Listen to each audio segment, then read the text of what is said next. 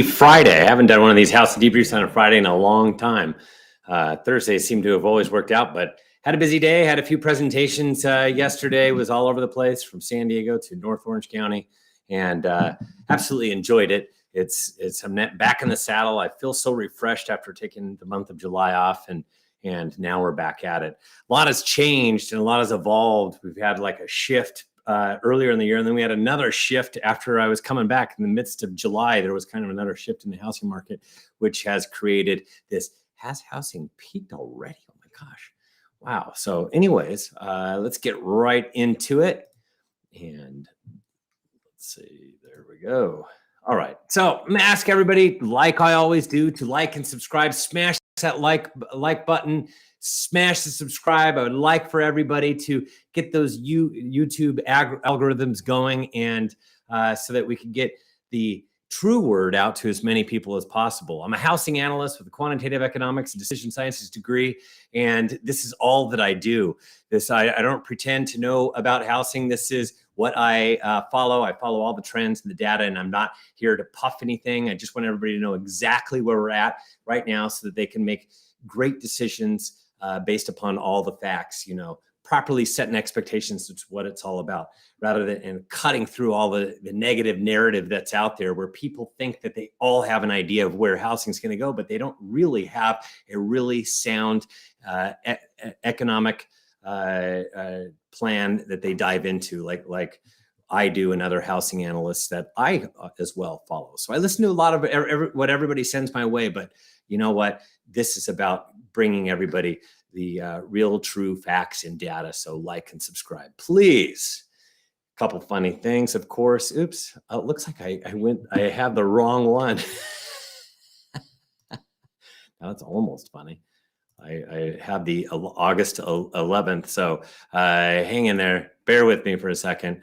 I have the incorrect housing debrief up. That was last week's housing debrief. I knew right away as soon as I saw the happy face that's what was going on. So we're back.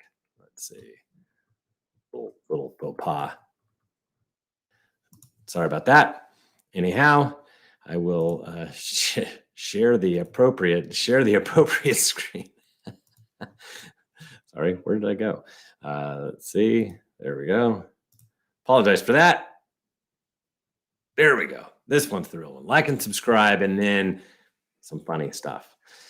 Most people would call this a roller coaster. I call it a day in the life of a real estate agent. And especially, the last 2 years, people said it's been, the market's been on fire. It's been insane, but it's been really hard navigating this market with buyers. And now it's navigating both sellers and buyers. It's been a strange and unusual last few years. How about this MLS outdoor kitchen featuring charcoal grill with built-in cooler house? Great description. Let's see. So housing peaked already. And time to geek out on all this stuff, as somebody just said. I have a public service announcement first. It really is something that I want to. U.S. home sales slide almost 6%, fueling speculation that the market is in a recession. Home sales fell nearly 6% in July as housing market slides into a recession. So on, maybe, yes, we're in a recession. And I know the fear of a recession because, oh my gosh, it's scary. Recessions are scary. Just the word recession is scary. It's got me, hiding underneath of my covers like my kids do. I showed my kid. I was putting this together. Zeke saw my slides and he said, "What are you doing? It's scary." And it's because everybody remembers the Great Recession. That's 2008. Compare everything to that as if something something awful is going to happen. It's going to be a mass drop. Everybody's going to be putting their homes on the market, and there's going to be a whole bunch of foreclosures, and it's just going to be so negative. It's going to be just like 2008 all over again, or even worse than 2008. I've heard it all, but here's the thing. It's not going to be the Great Recession. It just isn't. Every recession is different, and this recession will be different. And understand that, yes, there is a recession in housing. Do we have a recession in the overall economy? No, we don't. But the recession in housing is the fact that we are doing far fewer sales. And you saw the numbers for July. It's down incredibly. It will continue to be down quite a bit for the rest of the year. The numbers will start to compare. Right now, they're comparing to 2014 numbers. It'll go back in time, and people go, oh my gosh, it's the lowest numbers since the Great Recession, that type of thing, as far as closed sales are concerned. Part of the problem is demand is muted, and so is the inventory, and the inventory is going to start coming down. So it's going to play with the numbers overall. So the recession is that there are a lack of closed sales. A, B, demand is down, but also we're not going to get a slide in values. Just because it's a housing recession means that the lenders are making less. That means that real estate agents, brokers, everybody's making less. So it's kind of recessionary within the housing industry, but that does not mean that values go down. As a matter of fact, it's only 2 out of the last 6 times did values go down during a recession, and that was the savings and loan scandal of the 90s and the Great Recession. Of course, everybody knows that's where dogs got loans as well as dead people got loans. It was a horrible time. FICO scores were low. Anybody could get a loan as long as they fogged a mirror. So anyways, as far as the recessionary model that I've been following, thanks to Logan, you know what? There's 6 recession flags. I took a little longer to put up my 6th recession flag. I think he did it a week ago, but that's because I waited for the leading economic indicators fall for at least 4 months straight. And I wanted to see some definitive drops. And sure enough, we're getting there. And as a matter of fact, this is where the conference board talked about this is an indicator that there's a warning signal that we're going into recession. Now, I know everybody knows, if you want to hear what I had to say about recessions prior, you can look at past episodes. I still do not believe that we're currently in a recession. I think we're going to be in a recession by the end of the year or the start of 2023. And I heard some people say it's going to last all the way to 2024. You know what? This is going to be a different kind of a recession because right now we have this issue of employment that's really strong. So this is where we are right now as far as leading economic indicators. It's 10 different data points across the United States economy that are followed and put into this index. So that's why we follow it. And every time that we've had a recession, we've had a drop in interest rates. Now, interest rates recently have been rising, and I'll explain that in a second. But interest rates, every time we go into recession, they have gone down. So just know that. So as far as this peak is concerned, the available number of homes in all of Southern California is right here, and you can see that I drew a line and it disappeared real quick.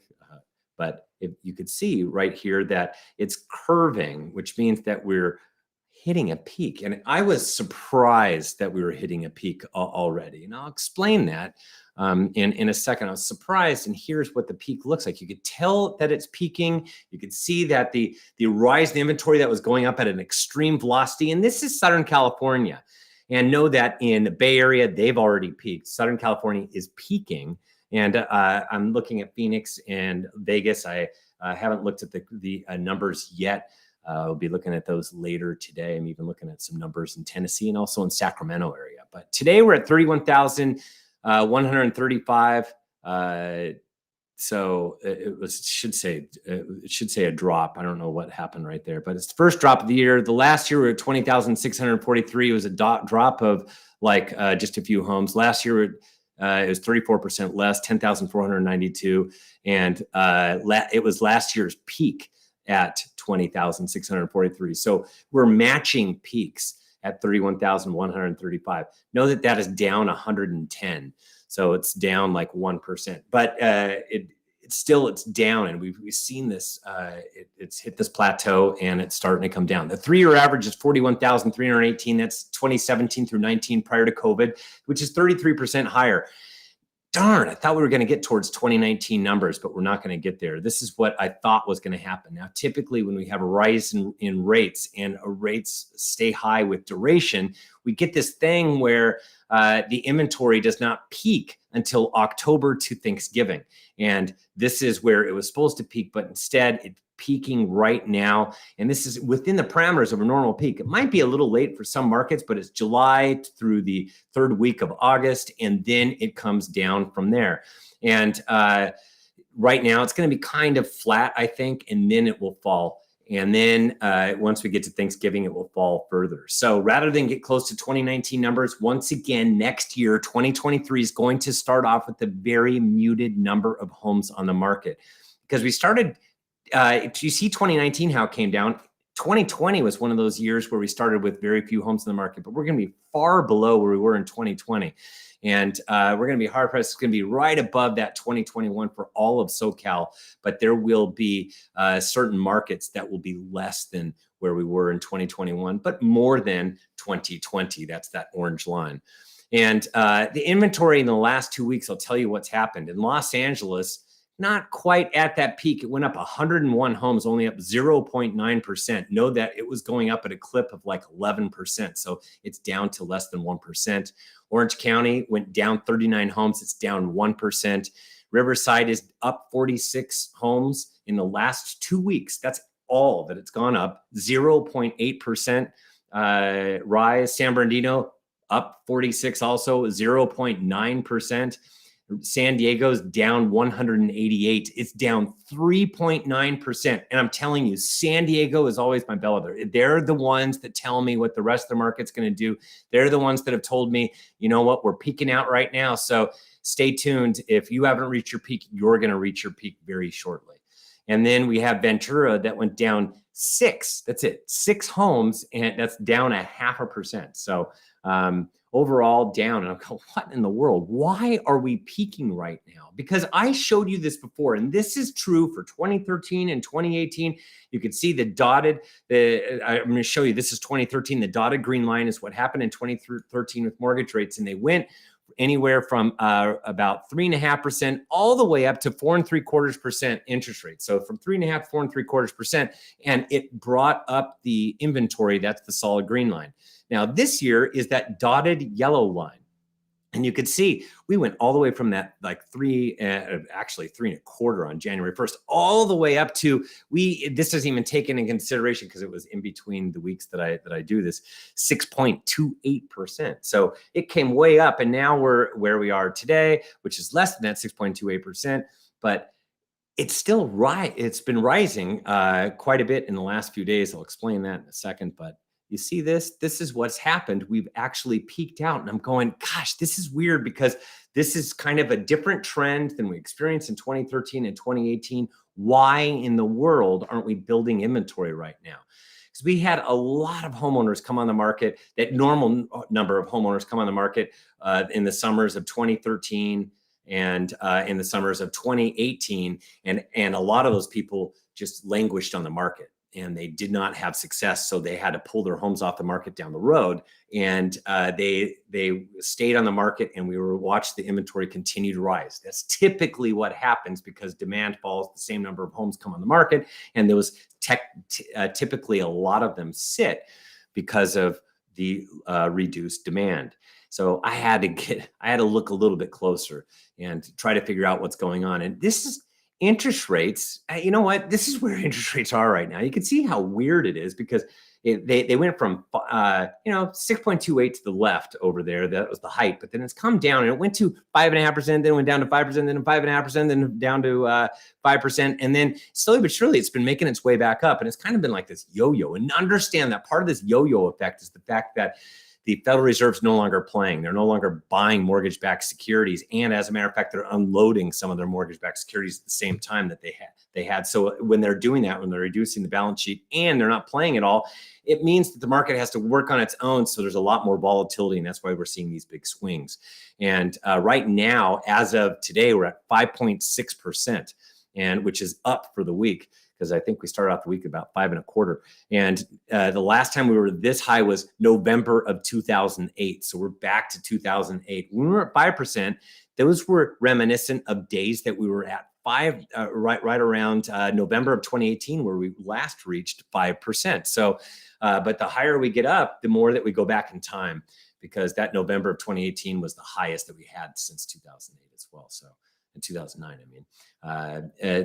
This is partly why the rates are going up. It's because the jobless claims, the initial jobless claims, aren't really going up like everybody has thought, economists, everybody else, because we're hearing about how there's mass layoffs all across in a lot of these big companies, and they're not necessarily firing as many people across the board. So these initial jobless claims, it was estimated to be 264,000 this week. It was at 250,000. It actually dropped for the first time in 3 weeks.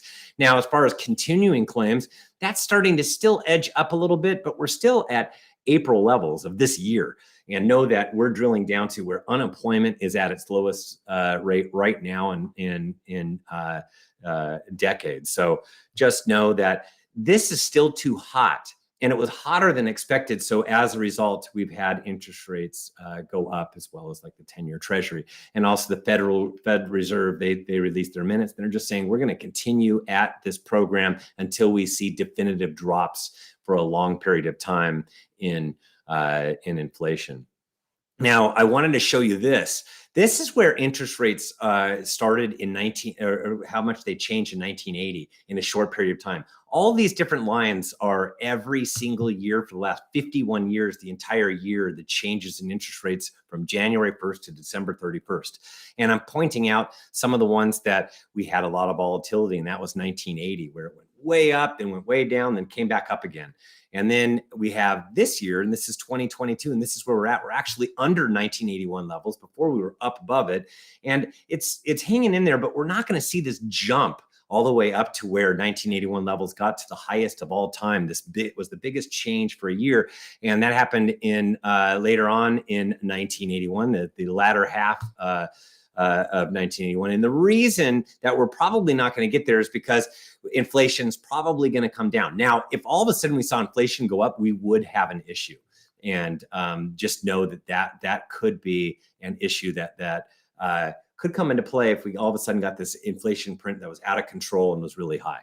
But I don't foresee it, and a lot of people don't foresee it. But can it happen? Absolutely. So there are not a lot of homes on the market. I want to talk about the number of homes that are not on the market. So we've had these higher interest rates. They've stayed high, yet there are not we're still getting this inventory that's topping out and it's starting to come down. And I'm still scratching my head as to what it is. And this is kind of what's going on.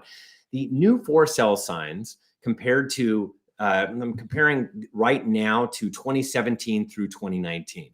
And 2017 through 2019 was prior to COVID. So if you see this, 2020 was down 9%, or missing 24,000 for sale signs. And this is all of Southern California, all markets combined. In 2021, we were still, COVID was kind of past us. I mean, we're still dealing with COVID. Even through today, we're still dealing with COVID. But people were kind of going on with their normal lives. And so there were 7% fewer homes that came on the market, or 19,500 missing for sale signs. And then January to July of this year, we're missing 14%, or we're missing 24,272, which is more than all of 2020. And we still have 5 more months to go. So there are a lot more homeowners that aren't placing their homes on the market. And COVID is now, we're still dealing with it. There aren't as many people dying from it. People have had COVID, and it's more like a really bad flu right now, but it's not preventing people from going about their normal life. But there's something to this, and that is this new trend that developed. And it's like people feel like they're prisoners of their own home, that they cannot move. And I just want you to know, she really can move. She can break those bamboo bars if she needed to. But know that this is the issue. The number of mortgages by interest rates. And you can see this is a breakdown. This is from Black Knight. I love Black Knight and all their data. And this is all the people. Some people have interest rates that are even higher than where they are today. And know that those are probably the people that are at the last few years of paying off their mortgage. And their mortgages are still tiny because they bought them like 25 years ago or 20 years ago. So yeah, they can have a higher mortgage rate, but that payment was based upon when they purchased it so long ago. So, but as far as the number of people that are truly have really good rates, 72% have a rate of 4% or lower. So that precludes a lot of them from doing anything when we have interest rates that are 5.6% right now today. And 55% have a 3.5% interest rate or lower.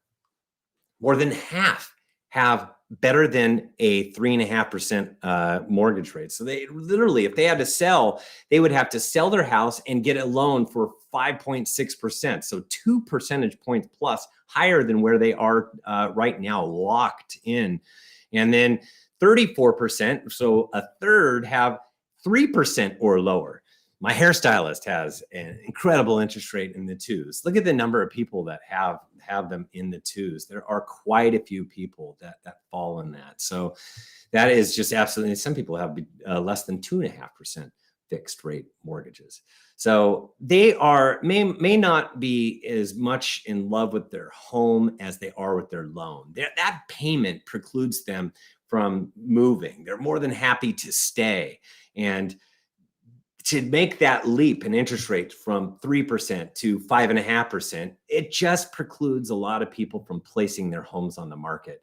And when you do your budget, which I've done for past episodes, and you see if you wanted to sell your home today and then you wanted to buy a little bit larger of a home at this higher interest rate, you have to take into consideration now taxes are going to be a lot more on a monthly basis, as well as your payment's going to be a lot more on a monthly basis. So the combination of those two have made it so that it's an extra stretch of, for some people less, but $20,000. Or if you're going from, like I've done the example of going from $1 million to $1.2 million and you bought the thing 7 years ago, you're paying an extra $30,000 per year, when if it was the same rate and you're going from 1 to 1.2, the difference would have been only about 15,000. So, as a result, when you do your budget, you say, I'd rather just go to Fiji and kick back on the sand with my spouse and not bring my kids.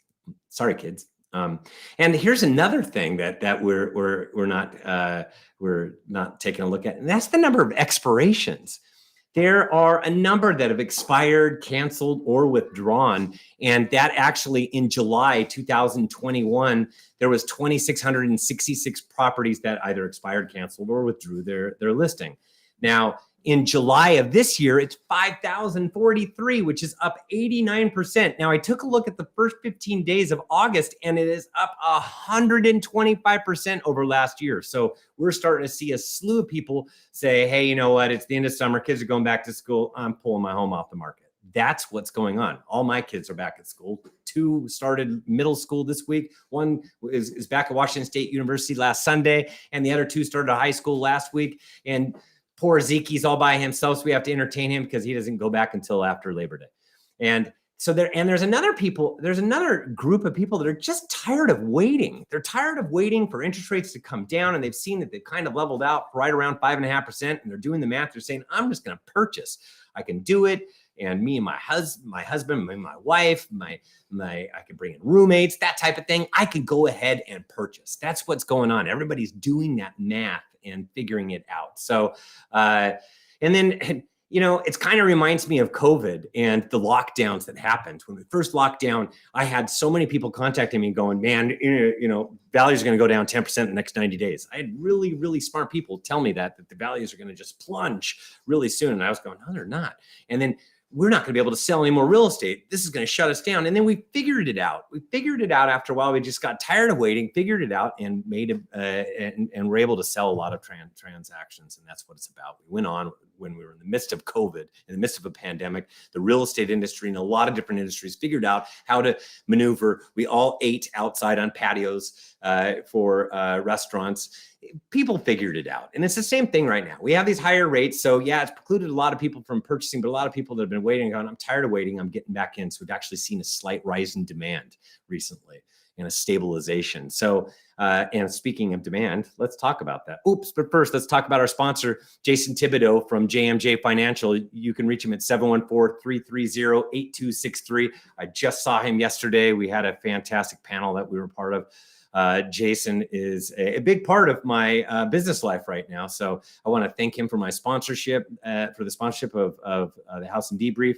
They have this home buyer earnest money deposit EMD protection program where you have to pay some money up front, but after you close, you actually get that money back. So it's just to make sure that you get your money back if it were to, if something was to happen and it goes into a, where the seller's not willing to release your earnest money deposit. Also, they also have a lock and shop mortgage, because you never know. As soon as these mortgage rates get down to 5%, you might want to lock and shop. So, hey, you know what? There's programs for that too. And, they lock with the address to be determined. Homebuyers can shop without susceptibility to rising rates. There's a small fee for it, but if rates improve, hey, you know what? There is an option to secure a lower rate as well. So, and they have 2-1 buy downs for mortgages, so that if part of your negotiations, you might want to get those sellers that have been on the market for a long time to help you buy down your interest rate. That's something else that's out there with the market slowing like it is right now. So they can help out with that as well. And their methodology is simple. We don't make promises we can't keep. Please contact Jason Thibodeau with JMJ Financial, 714-330-8263. That's 714-330-8263. Thank you, Jason, for your continued sponsorship. Now back to demand. Demand is the last 30 days worth of new pending activity. And if you see this, last week we were at 12,582. That was up 2% or up 253 pending sales in a 2-week period. Now, within the last 4 weeks, it's actually gone up 6% in the past 4 weeks. So last year we were 18,717. That's 49% higher than where we are today. And the 3-year average is 16,474, which is 31% higher than where we are today. And as far as demand is concerned, I'm thinking it might go up a little bit slightly or level off right around there. But then once we get towards Thanksgiving, it will drop like a rock, like it always does. And know that we have a lot of people that think this market is like a tortoise, that it's totally slowing down. But I will show you something that it's more like the hare still. He's just a tired hare. He's not as fast as he was in 2020 and 2021, but it's still the hare. It's not the turtle. It's not a buyer's market. As far as expected market time, you can see that it actually improved over the last 2 weeks. And it's between 60 and 90 days, which is a slight seller's market. Under 60 days is where we have a hot seller's market. Under 40 is insanity. And right now, so it's still a slight seller's market. I thought we were going to get towards balance, but we didn't, because we had a shift, a big giant change in the month of July. And the expected market time, this is if you place your home on the market when you open up escrow, way better than days on market as a statistic. On March 17th, I want to bring this up. Still, I constantly will. We were at 24 days. Let's set our expectations. Today, we're at 74 days. Actually went down 2 days in the last 2 weeks. And last year, we were at 33 days at this time period. And the 3-year average is 76 days. So we're at that 33 at the 76 days at where we were prior to COVID, which is a normal market. We're at a normal speed for the market. So you got to really dial in your pricing. And otherwise, if you overprice, you'll sit and you'll have to reduce. And the expected market time, like I said, is going to be flat for the probably the remainder of the year. We have hit our cruising altitude, and LA went from 78 to 78 days in the last 2 weeks. It's flat. Orange County went from 67 to 65 days, improved by 2 days, got a little hotter in the last 2 weeks. Riverside went from 75 to 77 days, a little bit slower. All these are slight sellers markets. San Bernardino went from 91, which was a balanced market, down to 88 days, which is a slight sellers market. And then San Diego went from 66 to 61 days. It improved dramatically, and it is a lot hotter than it was 2 weeks ago. Ventura from 58 to 54 days, down 4 days. So you can see everybody's improved. Ventura is still actually in a hot seller's market territory. If you want a copy of this, you need to subscribe. Go to reportsonhousing.com to subscribe. And we have reports about all over Southern California. LA, Orange County, and San Diego is going to get a new one that's coming up Monday. And right now, we're very, very close to dialing in the Bay Area.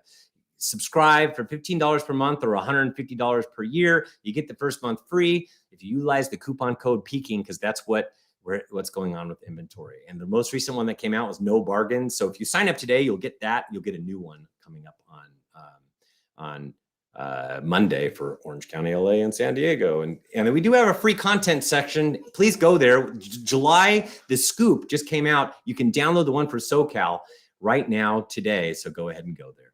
So that's all I have. And but I do have special guests.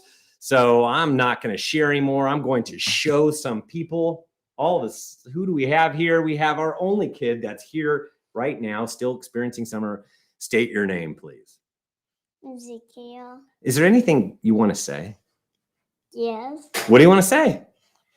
I love painting. Really? What else?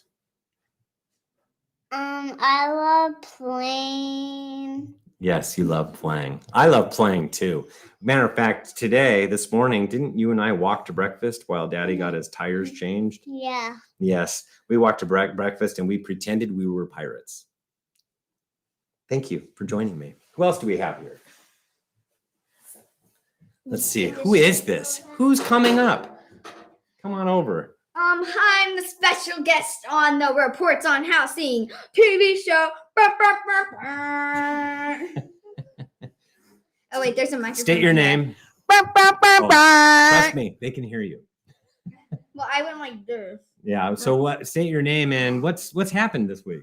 I'm Athena, and I'm in second year of middle school. Right on. Right here. Right here. Pound it out. Boom. All right. It's not just pound; it's hug it out. All righty. Thank you so much. Always be kind and be kind to my daddy.